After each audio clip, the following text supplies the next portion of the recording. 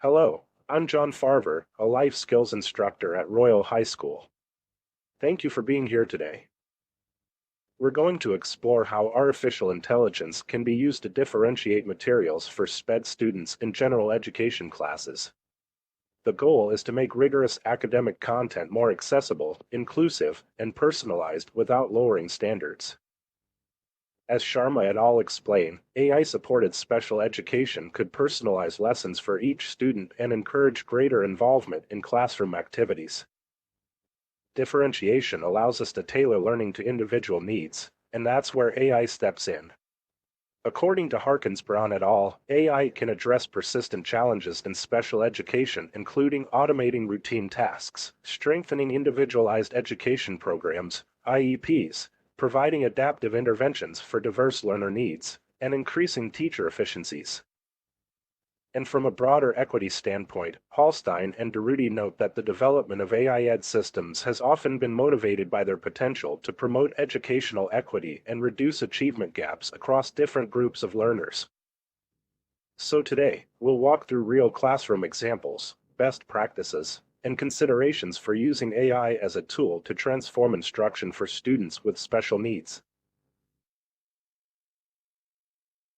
One of the most persistent challenges in special education is striking a balance between accessibility and academic rigor. Many SPED students struggle with grade-level texts, but oversimplifying that content risks removing critical thinking and depth from their learning experience. As Harkins Brown et al. Note, the rapid evolution of generative AI represents an unprecedented opportunity to transform teaching and learning, particularly in special education. They emphasize that AI enables real-time personalization, an essential tool for maintaining rigor while improving access. Sowlin also provides compelling evidence. Inclusive special education programs yield better academic performance and higher labor market integration outcomes compared to segregated settings. This underscores that access and rigor can coexist when instruction is tailored appropriately. Additionally, traditional teaching strategies often fall short in engagement. Sharma et al. Explain that AI-supported tools enable educators to deliver lessons in ways that capture student attention, foster participation, and reduce behavioral issues. So, AI doesn't just make learning more accessible, it also enhances how students connect with and retain rigorous content. ETs explore how AI can help us meet the needs of SPED students in meaningful, research-backed ways. First, adapting reading levels. According to Harkins Brown et al., AI supports differentiation by enhancing learning through real-time personalization, enabling teachers to match texts to students' reading comprehension levels without sacrificing content depth. Second, modifying assignments. AI can scaffold tasks, convert open-ended questions into multiple choice, or add visual elements. Sharma et al. Highlight that AI helps teachers deliver more adaptable content tailored to diverse learning needs, especially in inclusive settings. Third, enhancing engagement. AI-generated gamified content and interactive lessons motivate learners. In fact, Sharma et al. Found that AI increased classroom engagement and reduced behavioral challenges among students with special needs. Fourth, tools like speech-to-text and text-to-speech provide critical support for students with processing difficulties.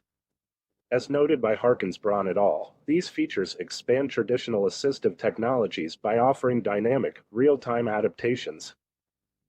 So rather than replacing teachers, AI empowers them to teach more inclusively and efficiently while staying aligned with student IEPs.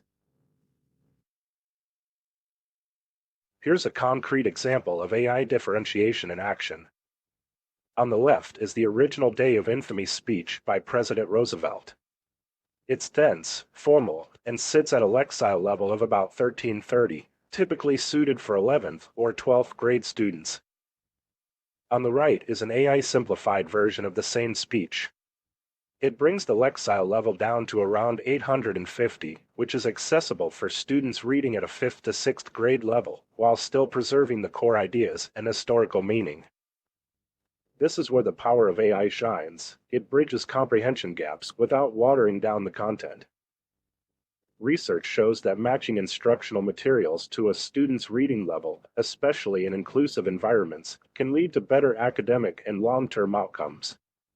Salin's work demonstrates that students placed in appropriately leveled inclusive programs show stronger school performance and even improved future employment opportunities. And beyond text, some educators are now using AI-generated voices to recreate historical figures, allowing students to hear history as if it's being spoken by the people who lived it. Studies suggest this can deepen engagement and immersion, particularly when paired with contextual learning experiences. MIT has reported when used carefully, these tools can spark curiosity, support diverse learners, and make history come alive in the classroom. This slide is showing us the differences in lexile level I talked about in the last slide. It also highlights some of the issues of reading the original document for SPED students versus how we can make it better for them. Because the original speech may be too difficult for SPED students, AI enables us to preserve key ideas while simplifying vocabulary and syntax. This aligns with the findings of Harkins-Brown et al., who argue that adaptive technologies like AI bridge learning gaps by personalizing instruction without sacrificing rigor.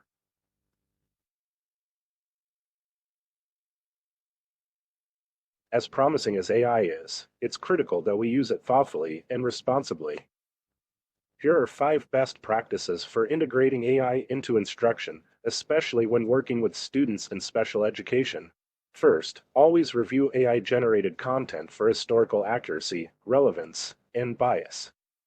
As Hallstein and Derudy point out, AI tools, if left unchecked, can inadvertently amplify existing inequities, especially when trained on biased data or applied without context. Second, ensure all AI-driven modifications are aligned with each student's individualized education program, IEP, goals. Sharma et al. Emphasize the importance of personalization that directly supports students' documented needs. Third, use AI as a support tool, not a substitute for teaching. As Harkins-Brown et al. Stress, AI should be integrated thoughtfully and guided by professional oversight. The teacher's judgment is still essential. Fourth, test materials for readability and comprehension.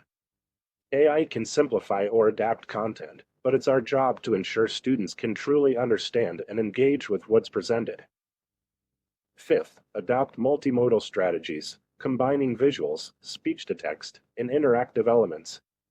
Harkins-Brown and colleagues explain that these approaches reduce stigma and increase accessibility by making learning tools universally available.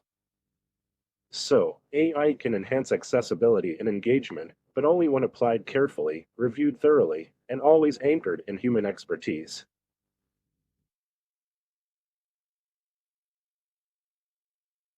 In conclusion, AI is a powerful ally in the movement toward differentiated and inclusive instruction. It helps us meet students where they are, especially those in SPED programs, by adapting content, supporting engagement, and expanding accessibility without compromising academic rigor. As Harkins-Brown et al. Explain, AI has the potential to mitigate teacher workload and improve educational outcomes, but only if we integrate it thoughtfully and ethically. Hallstein and Derudy remind us that while AI can support equity, it also has the power to amplify bias if it's not applied with transparency and oversight. That's why our role as educators remains central, to guide, adapt, and critically evaluate how we use these tools. When implemented with care and intention, AI can help us close accessibility gaps, align with IEPs, and create richer, more personalized learning environments. So with that, let's open it up. What AI tools are you already using? Where do you see potential or hesitation in your own classroom practice?